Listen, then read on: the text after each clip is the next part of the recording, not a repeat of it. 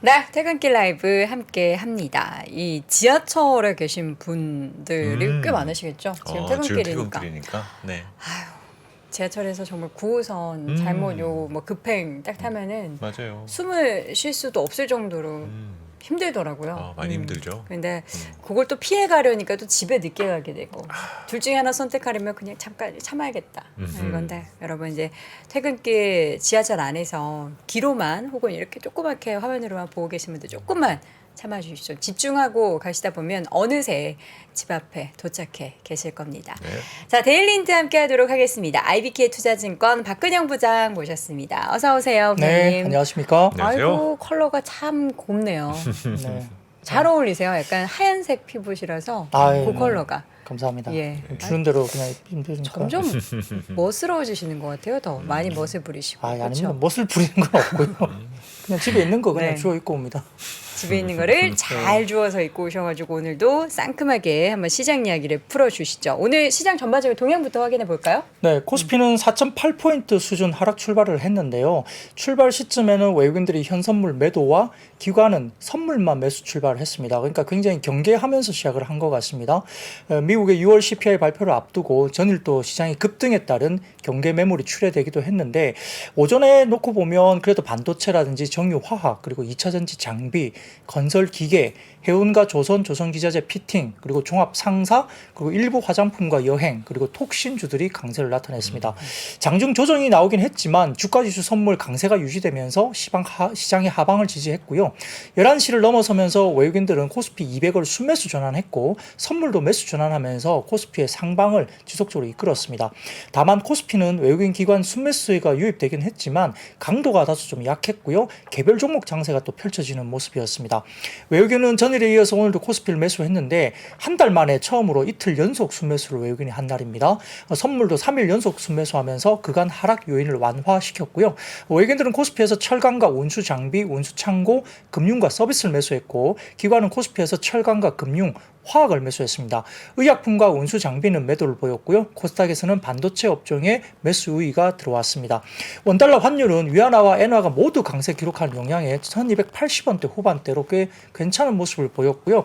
업종별로는 7월 접어들면서 부진했던 철강 금속이 강세를 보였는데 여기에는 역시 2차전지 소재 2030 매출 계획을 62조 원으로 설정했던 포스코 홀딩스가 장중 거의 8%에 달하는 상승세를 기록하면서 업종 상승을 주도했습니다. 뒤이어서 섬유 의복도 강세 보이면서 6월 중순부터 급락세 기록했던 F&F가 3개월 연속 반등을 주었고요. H&M 그리고 페노션, 흥하해운 등의 해운주가 전반적으로 상승하면서 운수 창고도 강세였습니다. 반면 증권이 가장 부진했고요. 수익률 하위권에 위치한 전기전자의 경우에는 반도체 기업들이 다소 상승세를 기록하기도 했지만 오늘 이제 LG 에너지 솔루션이 교환사채 물량 부담에 하락하면서 업종 약세로 이루어지기도 했습니다. 코스닥은 외국인 기관 순매도 양상에 880선 전후로 등락이 반복됐는데 업종별로는 반도체와 IT 하드웨어, 제약이 강세 보였고 반면 일반 전기전자나 통신 장비가 약세였습니다. 종목단에서는 반도체 소재 부품주들이 강세가 뚜렷했고 에코프로 그룹주 실적 발표 후에 낙폭이 확대되면서 코스닥이 상대적으로 약세였는데 다만 합병 보도 관련된 이슈가 나오면서 셀트리온 그룹주, 특히 이제 셀트리온 헬스케어가 상승하면서 코스닥의 지수를 방어하기도 했습니다. 오늘 같은 경우는 CPI를 앞두고 대부분 전망이 CPI가 3%대 초반 정도 예상을 하고 있습니다. 예상 범위가 3%에서 3.2% 사이에 몰려 있는데 지난달 4% 대비 낙폭이 대폭인지 내려가는 수준이고요. 2021년 3월 이후에 가장 낮은 수준이 되는 걸로 추정이 됩니다. 만약에 뭐 컨센서스 부합을 한다면 금리 인상 컨센이 한 1회 정도 조정이 될 가능성이 있는데 일부에서는 2.9 이렇게 뭐 앞자리 2도 뭐 좀 약간 공격적으로 보는 쪽도 있긴 합니다만 뭐 3%대 초반 정도만 나오더라도 꽤 많이 내려가는 뭐 이슈이기 때문에 어느 정도 좀 안정을 좀 찾지 않을까 싶긴 합니다. 네. 네. 요즘 미국에서 보면 그 탐리, 그 펀드 스트레스 탐리 그분이 굉장히 네네네네. 이슈잖아요. 네. 그분이 이 자를 계속 얘기하시더라고요. 근데 워낙에 요새 핫한 인물이고 시장 잘 맞췄다.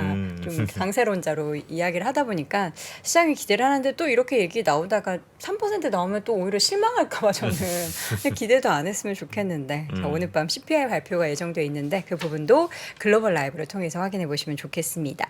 자, 첫 번째 섹터 이야기는 반도체부터 좀 풀어볼까요? 네, 뭐 지금 댓글창에 뭐 네. 제가 이쁘다고 그러시는데 감사합니다. 그러니까 되게 오늘 고우세요. 뭔가 네, 색깔이 뭐 쪽이라도 한번 틀고 네. 와야 되나요? 네, 감사합니다. 네. 삼성전자 4나노 서버용 AI 반도체 신규 고객 확보 소식이 좀 들렸습니다. 그 신규 고객이 어딘지는 뭐 아직 파악은 안 되고 있는 상황인데 이 관련해서 이제 수주 관련된 소식이 일단 들린 건 굉장히 뭐 좋은 이야기죠.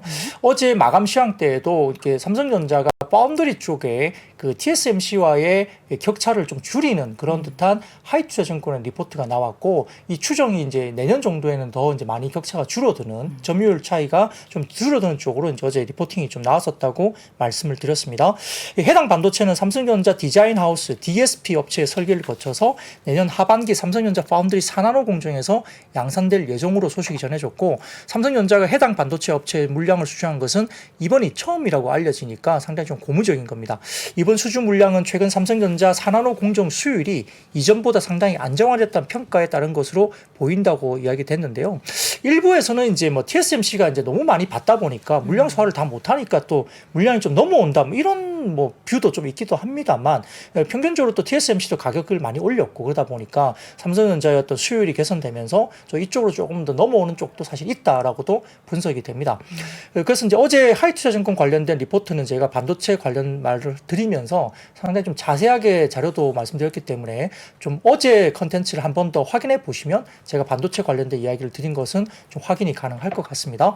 다만 이제 오늘 좀 가져온 표는 다음 표를 첫 번째 표를 좀 보여주시면 어제 그 하이투자증권의 리서치에서 나온 내용 중에 반도체 공정 변화에 따른 수혜 가능 영역이라 해서 이제 뭐 장비의 어떤 영역, 부품, 소재단, 뭐 파운드리 쪽의 영역에 대해서 뭐 각각의 이제 좀 세분화해 가지고 그와 관련된 종목들이 뭔지 그리고 그 종목들이 어떤 수혜 모멘텀을 가지는지를 좀 한 표로 이렇게 요약을 해놨더라고요. 굉장히 좀 잘 안 보일 수도 있겠지만 혹시 가능하시면 그 3프로TV 앱에 들어가시면 시내 자료실에 들어가면 제가 원고를 올려놓습니다. 그러니까 이제 그걸 그냥 다운로드 한번 받으시면 이 표를 보실 수가 있으니까 한번 참고를 해보시면 될 것 같고요. 특히 이제 오늘 같은 경우는 가온칩스 같은 디자인 하우스 주가가 굉장히 좋았거든요.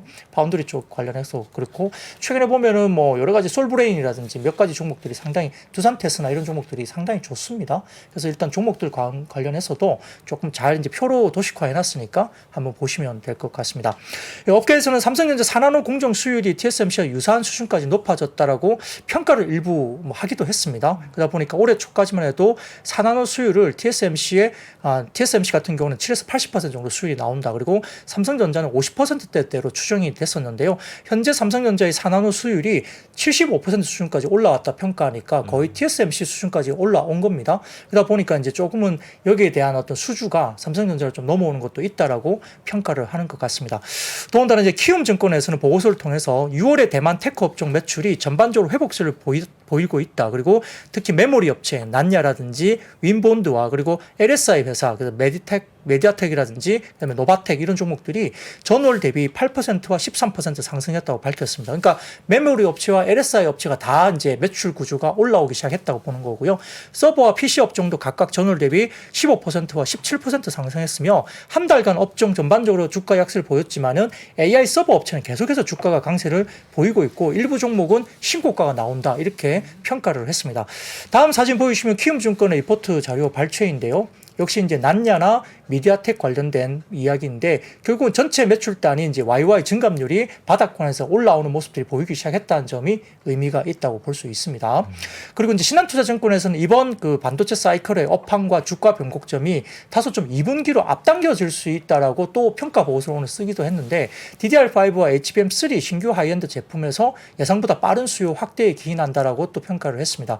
그래서 기존 제품의 업황 변곡점은 3, 4분기 중에 가능성이 높고 아마 일부 이제 사이클에 대한 변곡점이 이제 주가 변곡점이 2분기로 좀 당겨졌다라고 평가를 한 것 같습니다. 더군다나 이제 외신에 따르면 현지 시간 11일 키뱅크가 엔비디아에 대해서 생성형 AI 서버에 대한 전체 공급망에서 수요가 증가하는 추세 속에 근본적으로 가장 좋은 위치에 있다고 평가를 하면서 목표 주가를 종전 $550에서 전체적으로 상향 조정을 했습니다. 아마 $500에서 $550 상향 조정했나요? 이렇게 조정이 된 것 같고요. 골드만삭스도 엔비디아의 목표가를 $495, 뭐 종전이 이제 $440 정도 수준이었습니다. $495로 이제 상향 조정을 했기 때문에 최근에 이제 반도체 관련된 목표 주가 상향 조정이 좀 이어졌다 볼 수 있습니다.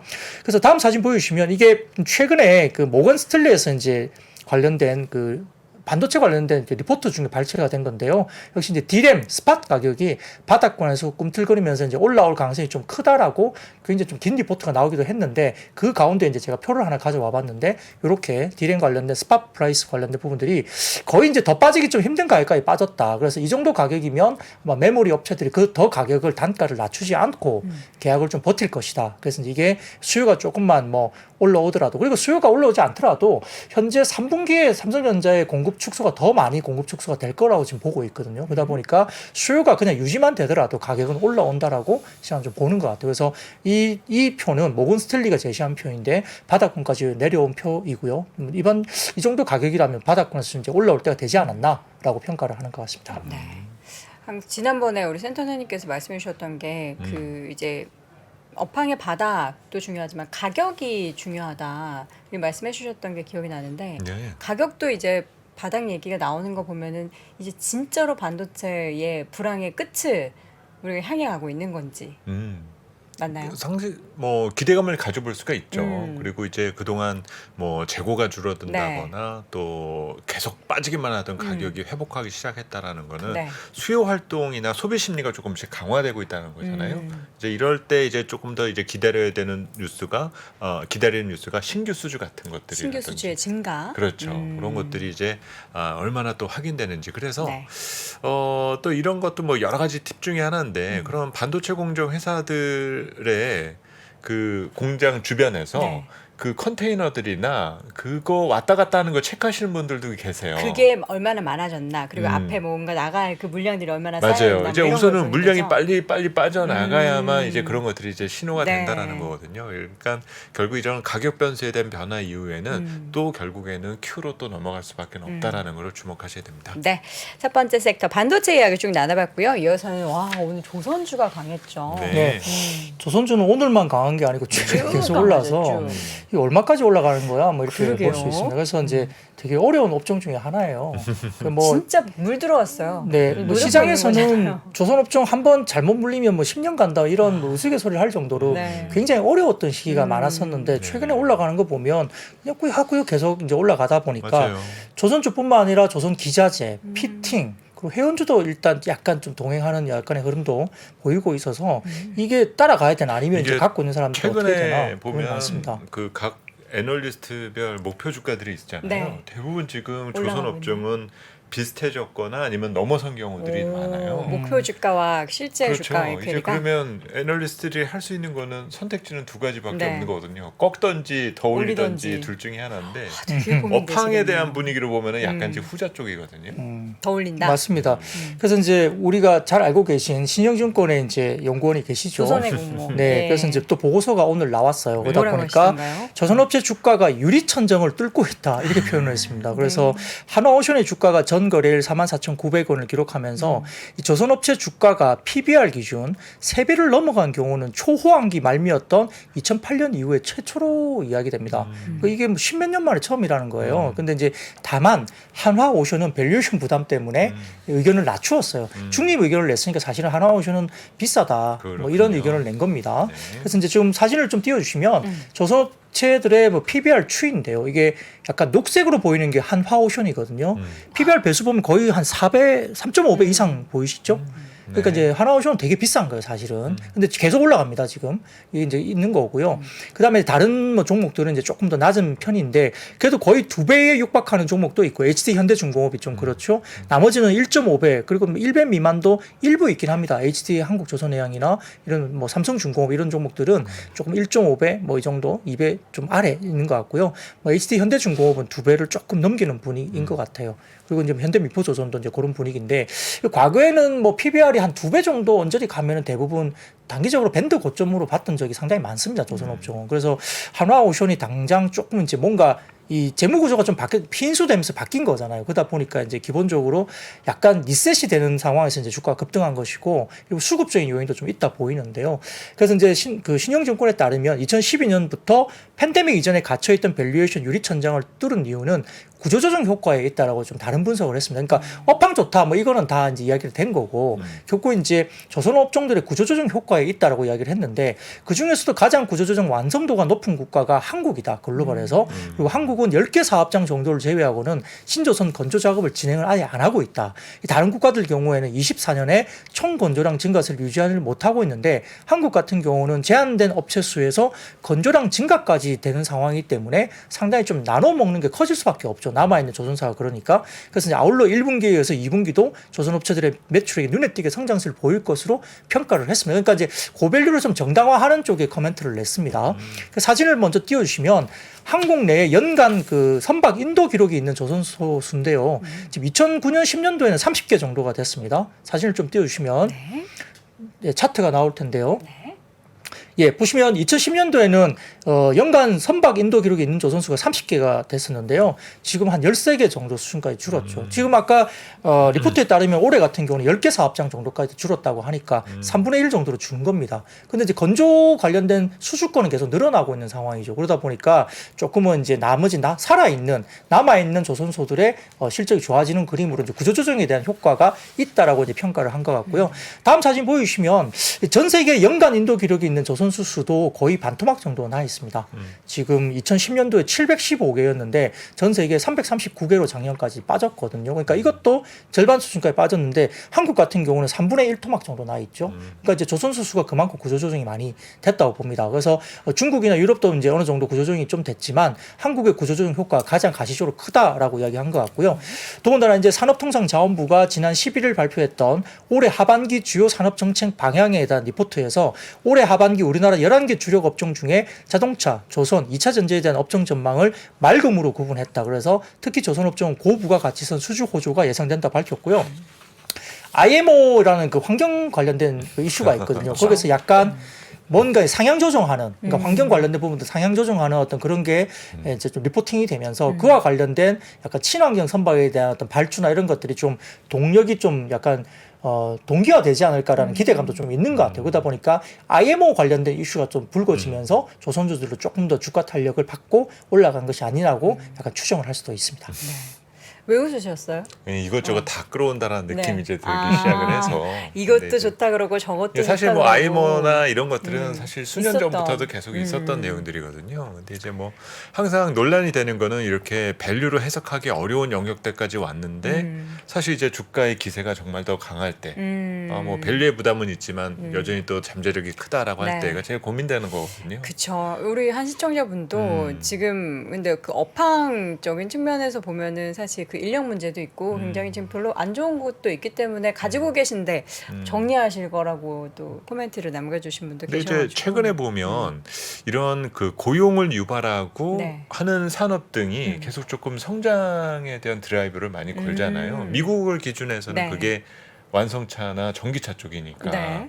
근데 지금 우리나라에서 고용을 유발할 수 있는 그런 몇 안 되는 산업들 중에 조선이 조선 같은 경우는 물론 이제 조선에서 엄청난 고용이 유발되지는 않지만 고용한다 그래도 안 가더라고요. 그렇죠. 힘드니까. 그런데 그래도 이런 그 산업에 대한 기여라든지 이런 캐pex 투자라든지 네. 물동량이 증가할 때 주목되는 산업은 또 있다라는 거죠. 그러니까 어쩔 때는 또 너무 각 잡고 밸류에이션을 하기보다는 또 주식 투자를 할 때는 고퍼에 사서 저퍼에 팔라는 말도 있거든요. 네. 그러니까 사실 지금부터는 그런 밸류 논쟁도 분명히 있을 테고 또 조금 더 큰 그림에서 보는 내용들도 좀 필요한 때인 것 네, 같습니다. 다양한 의견들을 잘 좀 취합해서 추가적인 수익을 더 향유할 수 있다면 좋겠고 그렇지 않다면 정말 냉정하게 또 우리 또 돌아서야겠죠. 맞습니다. 이 조선주는 이제 약간 PBR이 좀 목에 찬 듯한 느낌이 받잖아요. 근데 이제 뭐가 지금 논란이 되고 있냐면 그 신조선가가 계속 올라가는데 그쵸. 신조선가의 선행지표로 이야기되는 클락시 인덱스라는 게 네. 있어요. 그건 빠지기 시작했습니다. 그 원래 이제 신조선가 올라가기 전에 네. 클락시 인덱스가 올라가고 신조선가가 따라가면서 후행을 하거든요. 일반적으로 그랬어요. 꽤 오랫동안. 근데 최근에는 신조선가는 계속 올라가고 클락시 인덱스가 빠져요. 그러니까 이제 일부에서는 클락시 인덱스가 빠지니까 신조선가가 빠질 거야라고 우려를 하는 리포트도 있습니다. 네. 그래서 약간 고점에 대한 PBR도 좀 부담되고 그런 리포트가 또 나오고 있기 때문에 약간 좀 지금은 좀 조심하자라고 이야기하는 쪽도 분명히 있어요. 네. 근데 이제 또 다른 증권사에서는 그걸 인정하면서도 그럼에도 불구하고 어제 이제 어떤 리포트가 제가 조선업종 관련된 어제 이야기를 드린 건데 그 클락시 인덱스를 원화로 환산하면 네. 달러 베이스를 원화로 환산하면 별로 빠지지 않았다라고 또 그렇게 표를 붙여서 또 설명을 또 하는 약간 리포트가 또 나왔었거든요. 김치코인처럼. 네, 그러니까 이제 환율효과? 신조 성과가 올라가는데 클락시 인덱스가 확실히 빠졌는데 네. 그걸 원화로 환산하면 환율이 또 클락시 인덱스가 별로 안 빠지게 보여요. 네. 그러니까 이제 이게 뭐 디커플링이라고 꼭 말해야 되는 게 맞는 거냐라고 또 반박하는 리포트가 또 나오게 됐습니다. 그러니까 조선업종을 바라보는 시각이 네. 각 애널리스트마다 지금 달라지기 시작하고 있어요. 그러게요. 예, 그래서 그것도 어느 쪽이 맞을지는 저도 좀 정확하게 알 수 없지만 결국 이제 수급에 달려 있겠죠. 이제 그렇죠. 남은 것은 현재 구간에서는 좀 이제 부담스러운 구간까지 온 건 맞는 거예요. 하나오션이 아까 뭐 4배까지 거의 올라와 있잖아요. 맞습니다. 그러니까 조금 부담스러워지니까 지금은 조금은 그런 것들 좀 체크하시면서 보셔야 될 것 같습니다. 네. 자, 이어서는 그동안 좋았던 자동차주들이 좀 조정을 보였는데 하반기가 좀 약간 또 뭔가 애매한가 보죠. 네, 사실 어제 제가 마감 시황 때는 뭐 자동차 괜찮고 부품주가 좋을 거다라고 어제 또 리포트 나오면서 제가 소개를 해드렸지만 네. 오늘 또 정반대 리포트가 또 나왔어요. 그래서 키움증권에서는 보고서를 통해서 6월에 누적 글로벌 이 BEV 도매 판매 기준 현대차는 11만 9천 대, 그러니까 전년비 21.5% 증가했고 기아는 9만 8천 대, 22.4% 전년비 이제 상승을 기록했으며 양사 모두 신차 투입에 따른 높은 BEV 판매 실적 성장을 보여주고 있다 이렇게 이야기를 했습니다.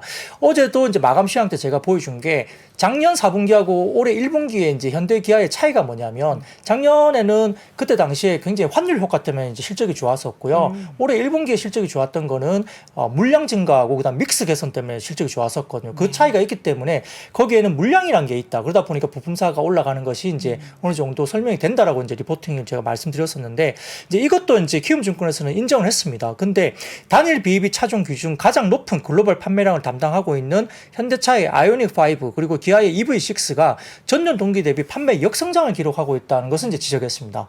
그러다 보니까 잘 팔리고 있는 선두 모델이 역성장을 지금 나타내고 있다는 것은 좀 약간 보수적으로 보기 시작한 거죠. 이에 따라 양사가 최근 23년 CEO 인베스터 데이를 통해서 제시한 올해 글로벌 BEV 판매 목표인 현대차 33만 대 그리고 기아 25만 8천 대 기준으로 올해 상반기까지 목표 달성률은 현대차는 36%, 기아는 38% 수준에 머무르고 있다라고 분석했습니다. 그러니까 상반기까지만 보면 50%에 못 간 거예요. 그러니까 약간의 판매에 대한 부분들에 대해서 약간 지적을 했습니다. 네, 현대차 그룹이 올해 BEV 판매 목표를 달성하기 위해서는 하반기에 적극적인 판촉 경쟁 체제에 돌입하게 될 것으로 전망되기 때문에 아마 양사 모두 이미 상반기에 연간 실적 가이던스 대비 충분한 수익성을 달성했으니까 하반기는 뭐죠? 인센티브를 올려서 물량을 막 빼기 시작할 거다 보는 거예요. 그러면 수익성이 떨어진다고 보는 거예요. 그러니까 이제 완성차에 대해서 하반기에 수익성 방어를 우선순위에 두기가 다소 어려울 거라고 이제 좀 그러니까 현대기아 완성차 기준으로서는 약간 영업이익단이 상반기보다는 하반기가 조금 빠질 거라 이렇게 보는 것 같습니다. 그래서 지금 사진을 먼저 띄워주시면 현대차 글로벌 BEV 도매 판매 차종별 비교인데요. 사진을 좀 먼저 보여주시죠. 보시면 이게 파란색이 2023년이고요. 회색이 이제 2022년입니다. 그러니까 제일 많이 팔린 뭐 물량이 이제 아이오닉 5죠. 그러니까 이제 22년부터 23년이 이제 전반적으로 6월달 누적 기준으로 본다면 좀 적게 팔린 거예요. 그죠? 그리고 코나는 좀 많이 팔렸습니다. 그리고 아이오닉 6도 좀 많이 올라왔고, 포토도 좀 올라왔고, GV6도 조금 60도 올라왔는데, 이게 보면 약간, 저는 이제 약간 이것도 착시 효과가 좀 있다고 생각을 해요. 왜냐하면 아이오닉 5가 이제 나오긴 했지만 많이 팔리지만 이게 좀 빠진 거는 오히려 아이오닉 6가 또 많이 팔렸잖아요.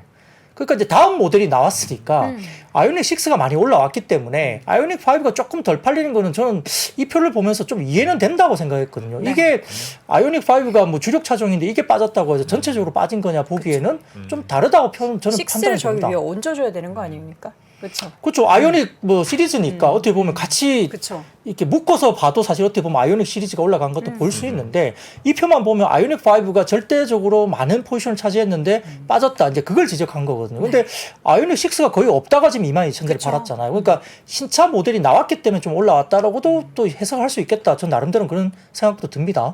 자, 다음 표를 보여주시면은 이제 근데 이게 이야기 되는 거예요. 다음 표를 보여주시면 이 제네시스 브랜드 평균치 대비 가파른 상승 추세를 보이는 GV60 재고일수입니다. 그러니까 전체 제네시스 평균 재고일수가 회색 선이고요. 검은색 선이 GV60 재고일수거든요. 그러니까 약간 이 관련해서 이제 특정 어떤 부분들이 재고일수가 많아지고 있다는 게 보이는 거죠. 재고일수가 많아진다라는 거는 재고를 쌓아놓고 나가는 데까지의 기간인가요? 그런 것도 있고 이제 뭐 수요가 이제 만들어낸 것만큼 수요가 그만큼 못 따라간다는 거죠. 있지가 예. 않다. 네네. 그러니까 공급이 더 많다는 거죠. 그런 거고 다음 사진 보시면은 현대차 브랜드 평균치 대비 뭐 아이오닉 5 재고일수도 보시면 이제 현대차 전체 평균 재고일수가 회색인데 네. 상당히 낮은 편인데 아이오닉 5 재고가 많이 올라가 있죠.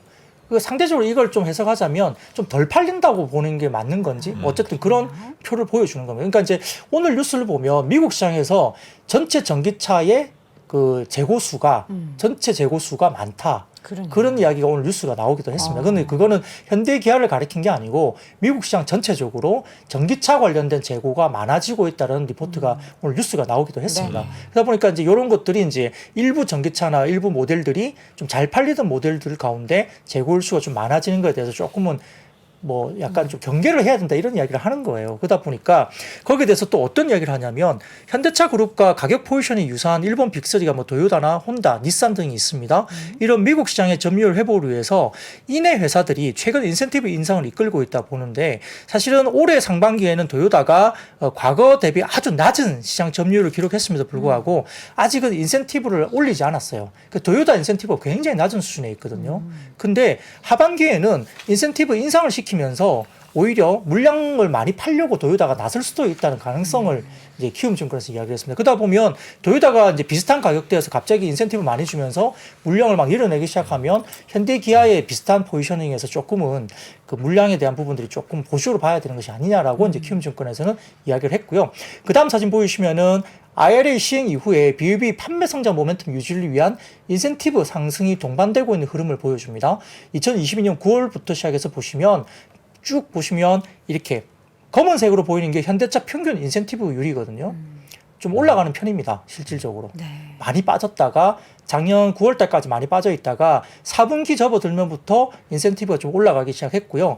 품목별로 보면 아이오닉 5가 인센티브가 좀 많이 올라왔죠. 밑에 약간 옅은 자줏빛인가요? 이게 많이 올라왔고 중간에 아이오닉 6도 이제 최근에 팔기 시작했지 않습니까? 그러다 보니까 3월 달부터 이제 인센티브가 조금 더 올라오기 시작했고요. 그러니까 전체적으로 현대차 그룹의 이 인센티브율이 전반적으로 좀 올라가는 부분들이 보이죠. 근데 이게 비단 이제 현대차 그룹만 그런 건 아니에요. 전 세계 글로벌 완성차들이 인센티브가 작년보다는 올라가는 모습이 보이기는 합니다만 아무튼 이런 동반되는 흐름 속에 아까 말씀드렸던 도요타나 이런 회사들은 인센티브가 굉장히 낮은 바닥권에 아직 있거든요. 그러니까 공식적으로 공격적으로 인센티브를 주면서 물량을 팔지 않았다는 거예요. 상반기까지는. 근데 이제 키움증권 리포트에 따르면 도요타가 만약에 하반기에 인센티브 더 주면서 많이 팔아라고 걸어버리면 그러면 도요타가 물량을 좀 많이 빼는 거 아니냐 이렇게 보는 것 같아요. 그러니까 현대기아의 물량에 대해서 이제 하반기가 조금 보수적으로 봐야 된다는 의견을 냈고 그러면 국내 현대기아가 인센티브가 많아지면 어떻게 되죠?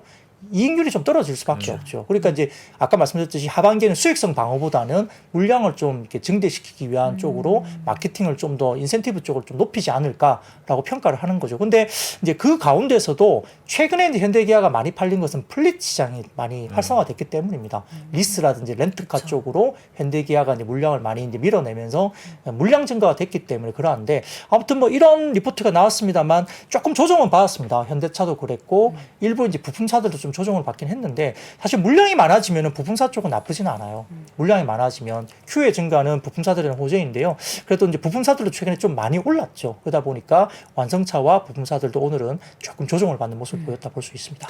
이게 그 인센티브의 영향이 더 크다고 봐야 될까요? 아니면 아까 잠깐 나왔었던 것처럼 텍스 감면 때문에 경쟁 제품의 그 가격이나 효과가 더 부정적으로 영향을 준 건지. 그렇죠. 지금 아까 이제 인센티브가 동반 흐름이 이제 지속되게 올라가는 모습이 보인 시점을 아까 그 표에서도 IRA 시행 이후에 리테일 EV 텍스 크레딧 풀에서 본격 배제가 시작되기 하면서 인센티브 올라갔다 이렇게 표에서 아예 표시를 해놨거든요. 그러니까 이제 그 애널리스트가 보는 관점은 이게 텍스 크레딧 쪽에서 배제가 되면서 가격 경쟁이 좀 밀렸다. 어쩔 수 없는 환경이어서 이제 그 과정에서 이제 인센티브가 올라가기 시작했다 보는 거고 그러다 보니까 이제 뭐 그쪽에서 돌파하기 위한 뭐 방법은 결국 플릿 시장을 이제 그래서 이제 공격을 하고 그쪽에서 공략을 하면서 MS를 올렸는데 이제 하반기까지 플릿 시장이 계속적으로 뭔가 물량을 많이 팔 수 있는 환경이 되는 거냐. 그리고 도요타나 아까 말씀드렸던 일본 빅3가 비슷한 어떤 환경에 있는 회사들이 있는데 그 회사들이 아직까지 공격적인 프로모션을 안 하고 있다. 상반기까지는. 근데 이제 하반기의 변수는 거기에 있을 수 있다는 거죠. 그네들이 갑자기 공격적으로 물량을 풀면서 막 인센티브 주기 시작하고 하게 되면 좀 물량에 대한 부분들이 조금은 상반기보다 좋았던 환경이 조금은 보수적으로 바뀐 게 아니냐 이렇게 이야기를 한 겁니다. 근데 사실은 뭐 수요는 몰라요. 뭐 하반기 돼서 얼마나 팔렸는지를 확인해봐야 되겠죠. 작년에도 올해 상반기 수요 그렇게 안 좋다고 깨질 거라고 하더니 네. 엄청 잘 팔았잖아요. 그리고 일부 이제 해외 쪽의 IB 쪽에서 리포트가 나온 게 어디 창고인지는 제가 정확하게 기억을 네. 못 하는데 거기 리포트에 보면 뭐라고 돼 있냐면 10월 달까지 백오더가 현대기아가 완전히 풀로 차 있다라고 리포팅이 해외 쪽에서 나온 게 있습니다. 최근에 나왔었어요. 네네. 그래서 이제 그게 리포팅에 나와 있거든요. 그래서 해외 쪽 글로벌 IB에서는 현대기아를 분석을 할 때 네. 10월 달까지 백오더가 꽉 차서 하반기 수요가 꺾일 것이라는 부분들은 실질적으로 좀 너무 기우다라고 또 분석한 해외 쪽의 리포트도 있습니다. 네. 그러니까 하반기 수요는 사실은 좀 가봐야 되지 않을까. 그러니까 주가가 이제 부품사나 다른 것들이 꽤 많이 올랐다 보니까 조금 경계하는 냉장고. 리포트가 좀 나오는 뭐 그런 시기가 아닐까 싶습니다. 그렇군요. 1, 2분기 이제 1등 실적을 기록했었던 현대기아차 이제 하반기에는 약간 좀 지금의 실적의 탄탄대로에 약간 제동을 걸릴 만한 이슈들이 있는데 이걸 또 어떻게 좀 극복하고 나가는지를 우리가 잘 지켜봐야 될 것 같습니다.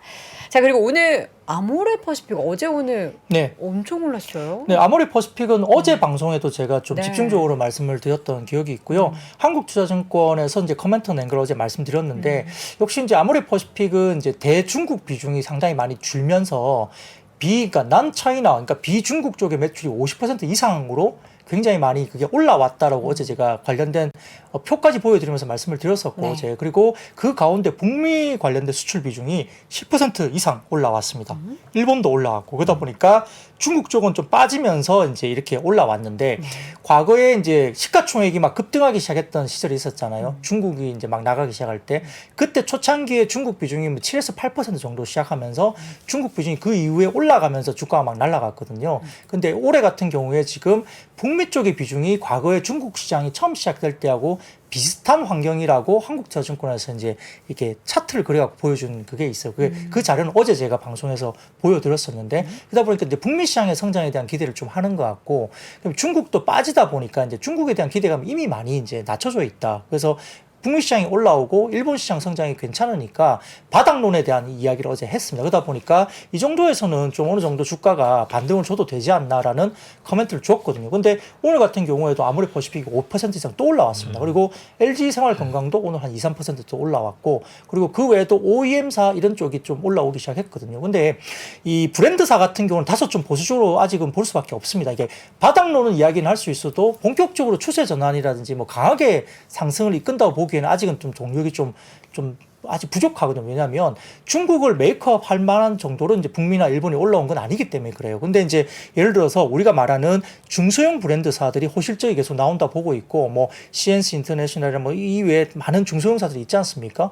그런 중소형사 브랜드들이 최근에 화장품의 어떤 환경은 결국은 이제 인디 브랜드들이 올라가는데 그의 기점에서는 결국은 이제 H&B 이런 쪽에 뭐 우리가 말하는 올리브영이라든지 미국의 뭐 얼타 뷰티 이런 쪽과 관련된 쪽에서 성장을 하기 때문에 그쪽의 성장이 지금 화장품 시장의 성장을 이끌면서 중소 브랜드들이 거기서 성장을 하는 거거든요. 그러다 보니까 OEM, ODM사는 굉장히 좋을 수밖에 없어요. 브랜드사하고 달리. 그러다 보니까 OEM, ODM사는 좋아지는데 한국 콜마 같은 경우는 지금 실적이 굉장히 2분기에 좋을 것으로 보고 있습니다. 그러다 보니까 이런 쪽은 주가가 좀 올라가도 된다고 보는 것 같아요. 그래서 상상이 증권에서 오늘 관련해서도 이제 그와 관련된 비슷한 이야기를 했고요.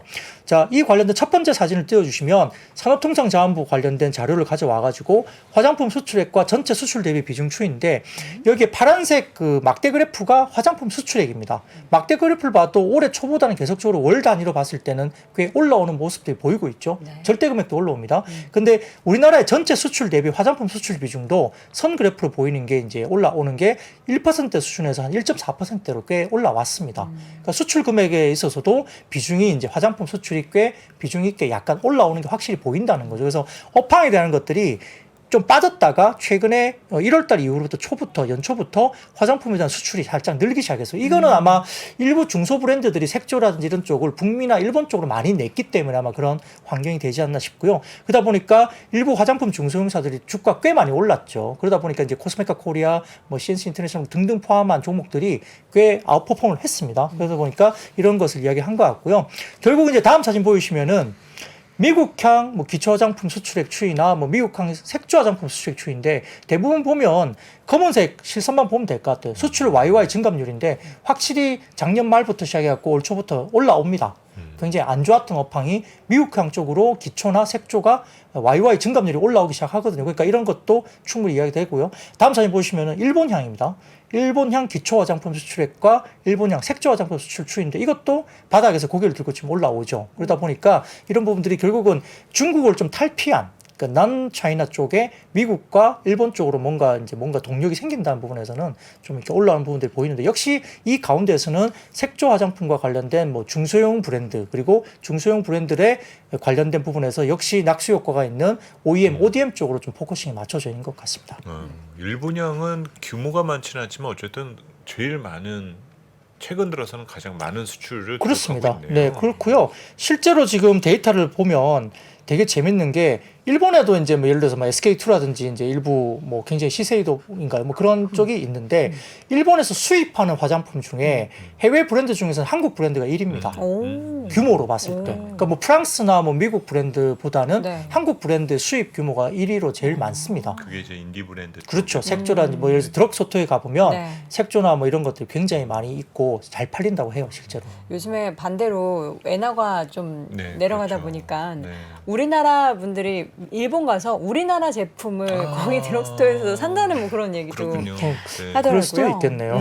근데 요즘에 뭐 아모레 퍼시픽도 지금 일본에서 무슨 코스메틱 큰 페스티벌 같은 걸 하고 있는데 굉장히 또 성황리에 진행을 하고 있다. 일본 쪽에 좀 기대를 좀 하는 것 같다라는 생각도 좀 들었습니다. 자, 화장품주 이야기 들어봤고요. 이번에는 항공주 볼까요? 네. 역시 이제 우리가 2분기는 좀 비수기로 생각하는 시즌입니다만 2분기도 그렇게 나쁘지 않았다는 평가가 많습니다. 오늘 또 하나투자증권에서 보고서를 냈는데 통상 2분기가 이제 전통적인 비수기로 손꼽지만은 올해 2분기는 다소 달랐다. 그러니까 올해 2분기가 꽤 괜찮았다라고 평가를 한 것 같습니다.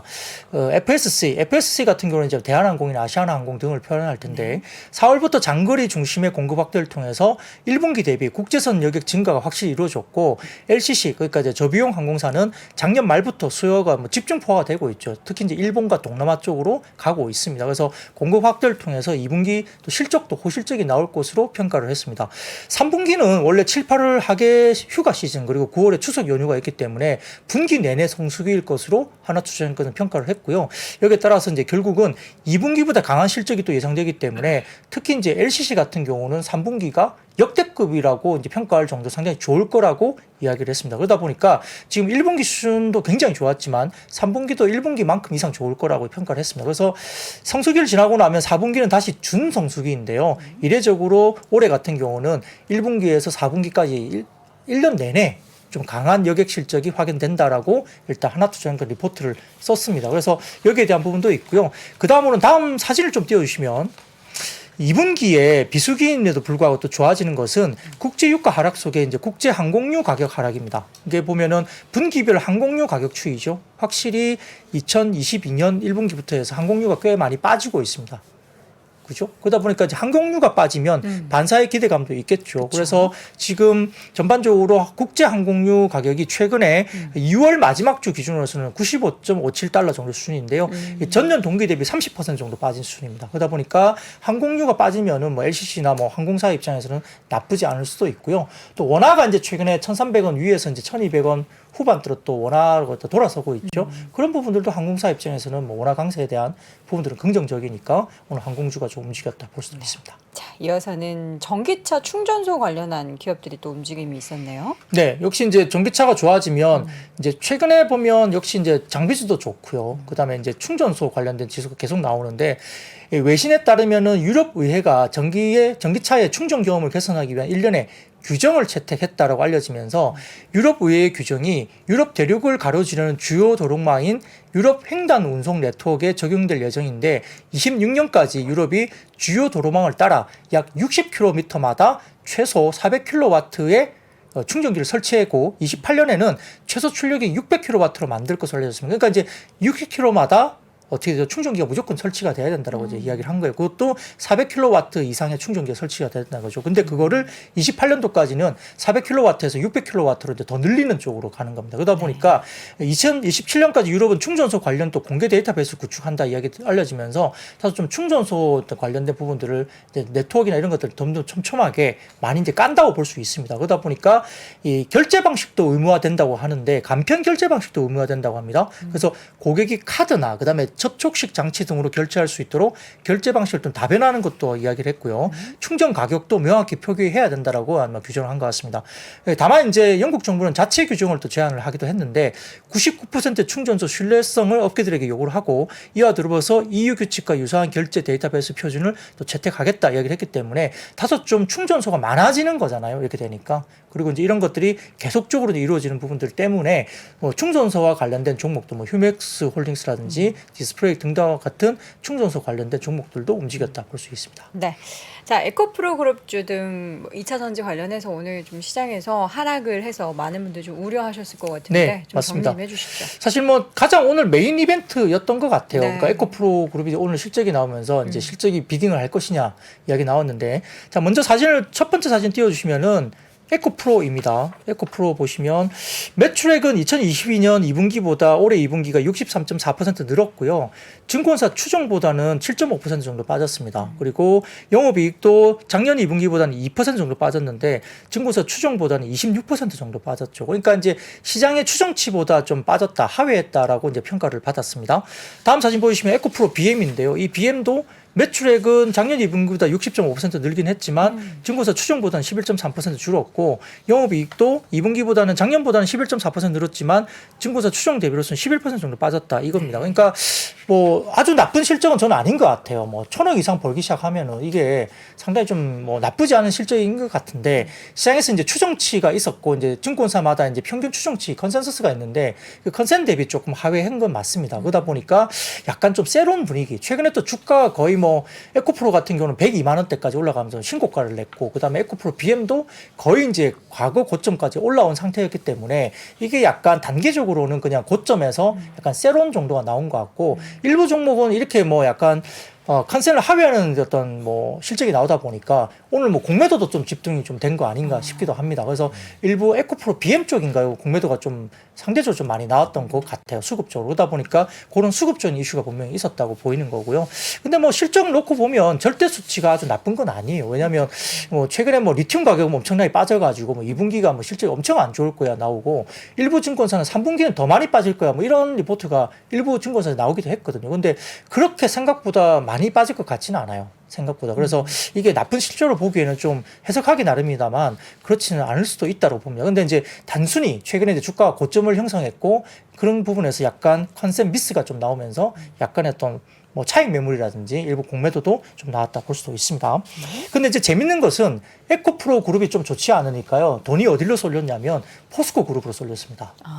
네, 그래서 포스코 그룹은 급등입니다, 오늘. 네. 그래서 이제 어제 포스코 홀딩스의 밸류 데이가 진행되면서 포스코 홀딩스를 포함해서 오늘 포스코 홀딩스는 거의 장중 8% 가까이 주가 급등했고요. 포스코 DX, 그다음에 포스코 스틸리온, 그다음에 포스코 엠텍, 포스코 인터내셔널 등의 포스코 그룹주가 강세였고 포스코 퓨처엠은 살짝 좀 오늘 약했어요. 그렇지만 다른 포스코 그룹은 다 급등세였거든요. 그래서 포스코 그룹으로 특히 홀딩스 쪽으로 많이 이제 수급이 좀 넘어갔는데 자, 다음 사진 보시면 포스코 2차 전지 소재 분야 달성 목표를 이렇게 정리해 놓은 겁니다. 그러다 보니까 이렇게 들어보면 좀 소재 분야 관련해서 상당히 좀 양극재라든지 리튬 음극재 이 관련 상당히 많이 이야기가 나옵니다. 근데 최근에 한국투자증권에 이제 한국인이 읽어야 될 뭐 리튬 백서 이런 뭐 긴 리포트가 나온 적이 있는데 소개해 주셨죠? 예, 거기 핵심이 뭐냐면은 결국 리튬 내재화가 핵심인데 거기에 관련해서 잘하고 있는 회사가 에코프로 그룹 그리고 네. 포스코 그룹이다 두 가지를 딱 이야기를 했어요. 그러다 보니까 포스코 퓨처엠도 그렇고 그다음에 에코프로 BM이나 이쪽도 마찬가지고 내재화율이 상당히 높아진다. 그리고 이제 포스코 그룹은 이제 좀 몇 년 뒤에는 거의 내재화가 100%까지 올라갈 거고 에코프로 그룹 같은 경우는 완전히 이제 뭐 어떤 그런 것들을 할 수는 없지만 한 27년 기준인가요? 그때까지는 한 26% 정도 내재화가 이루어진다고 본 것 같습니다. 그래서 내재화를 잘하고 있는 회사가 포스코 그룹하고 에코프로 그룹이라고 아예 단정을 했고 그러다 보니까 상당히 좀 긍정적이라고 또 평가를 하기도 했기 때문에 포스코 그룹이 좀 올라간 것은 상대적으로 오늘 이제 에코 그룹이 빠지다 보니까 어제는 이렇게 밸류데이 있을 때는 별로 반응을 안 했거든요. 근데 오늘은 오히려 이제 포스코 그룹 쪽으로 완전히 쏠리면서 이제 수급이 좀 넘어갔다 볼 수도 있습니다. 근데 다음 사진 보여주시면은 세종기업 데이터라는 플랫폼에서 제가 가져온 건데 포스코 홀딩스 관련된 이야기예요. 이게 보니까 실질적으로 철강 수출도 이번에 괜찮았어요. 수출액이.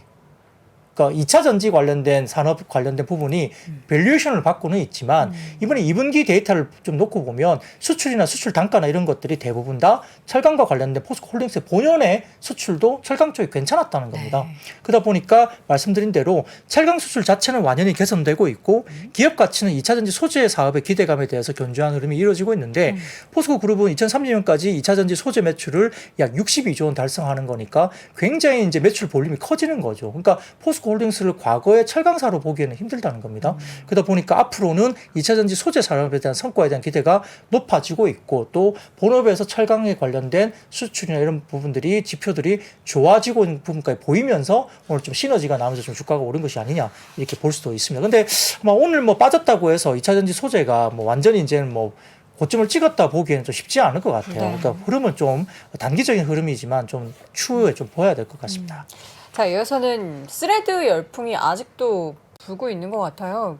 혹시 두 분은 스레드 가입하셨어요? 네, 써보셨어요? 네. 아, 한 줄 좀- 써봤습니다. 뭐라고?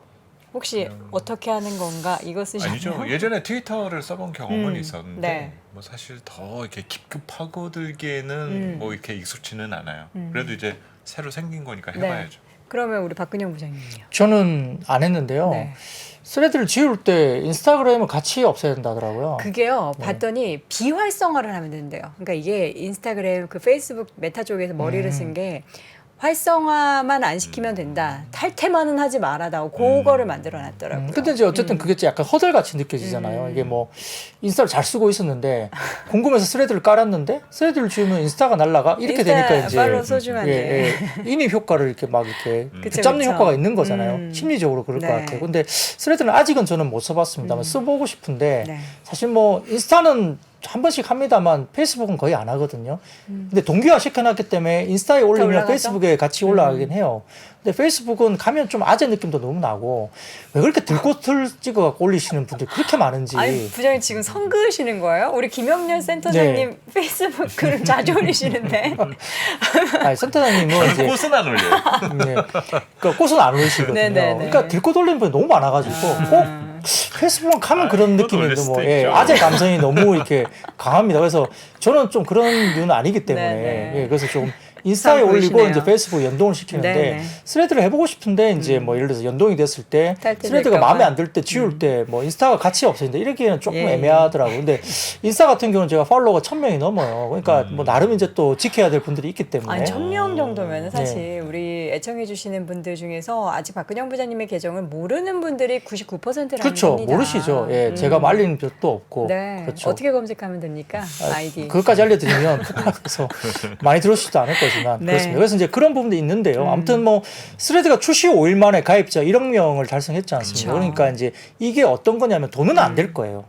당장. 그리고 이제 메타 광고 쪽에서도 없이. 스레드 쪽에서 당장 뭘 해가지고 수익화하겠다. 이건 없거든요. 근데 이제 이건 결국은 이제 매서운 어떤 그런 것들이 이제 이렇게 붙으면 뭐 트위터나 이런 쪽에서 광고가 넘어올 수 있잖아요. 약간 트위터에 대한 불만인 사람도 있고 그쵸. 이런 분들이 넘어오기 시작하면 광고주 입장에서는 좀 더 임팩트 있는 쪽에 광고를 실기 때문에 이런 쪽으로 광고가 넘어올 거라는 생각을 어차피 할 수밖에 없거든요. 그러다 보니까 이제 메타가 결국은 이 광고 때문에 수익화가 좀 더 이제 올라가지 않겠냐라는 생각을 갖고 있는 거고 그러다 보니까 결국은 스레드의 인기가 되는 것이 디지털 광고 쪽에 뭔가 이제 뭐 바람이 불 수 있다라는 기대감이 이제 생기는 거죠. 그러니까 그렇게 추정을 하는 거예요, 시장에서. 그러다 보니까 이제 그 인스타그램 CEO 같은 경우도 스레드 수익 모델은 광고가 될 거다라고 이제 이야기를 또 공식화한 적도 있습니다.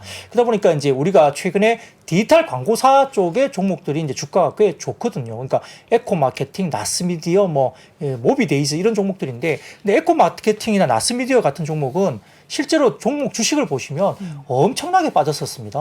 엄청나게. 근데 스레드 이슈가 나오면서 그 바닥권에서 이제 올라오기 시작한 거예요. 그러다 보니까 너무 많이 빠진 상태에서 이제 뭔가 디지털 광고 쪽에 대한 모멘텀이라고 생각하면서 주가들이 올라왔는데 글쎄요, 뭐 단기로 올라온 이후에 다시 좀 또 조정이 나올지 좀 지켜봐야 되겠죠. 네. 자, 마지막으로는 국제유가가 좀 밤사이에 오르면서 정유주들의 움직임이 좀 나타났다고요. 네, 이건 뭐 간단한 이야기입니다. 네. 지금 이제 WTI가 이제 올라오면서 결국 그 74.83달러 정도 거래가 마감됐는데요.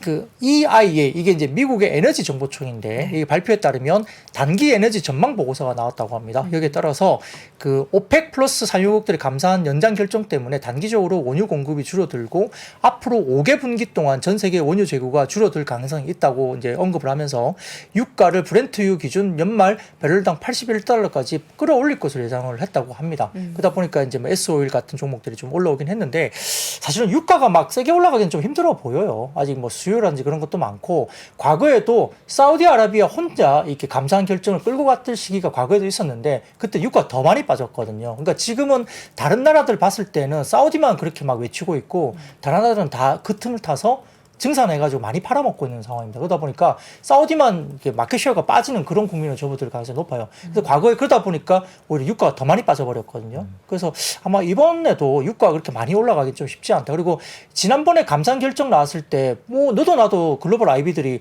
100달러 간다고 너도 나도 막 그 리포트 막 썼거든요. 근데 그때 뭐 100달러가 뭡니까? 70달러도 깨졌는데 그러다 보니까 이제 다 틀렸던 분석들이 나왔죠. 그러니까 지금은 오히려 유가는 좀 보수적으로 보는 게 맞지 않을까. 경기가 완전히 좋아진다면 모를까. 오히려 유가는 좀 더 보수적으로 보는 게 맞다 싶습니다. 네. 자, 이렇게 해서 오늘도 데일리인트 통해서 시장의 모든 내용들을 싹 정리해 봤습니다. IBK 투자증권 박근영 부장 함께 했습니다. 고맙습니다. 네, 감사합니다. 감사합니다. 시간이 흘러도 변하지 않는 여러 가지 원칙과 사고 체계는 존재하거든요. 네. 대가들의 사고 체계, 투자 기법이 아니라 생각의 방법. 그런 거를 두뇌를 해서 재구성을 해서 하나의 어떤 틀로 조합을 하는 과정이 필요한 것 같다. 라쿤 자산운용 홍진채 대표의 거인의 어깨 19년간 초과 수익을 달성한 그가 어떻게 주식 대가들의 투자법을 활용했는지 이 책에서 최초로 공개합니다. 대가들의 검증된 투자법을 여러분의 눈으로 직접 확인하시죠.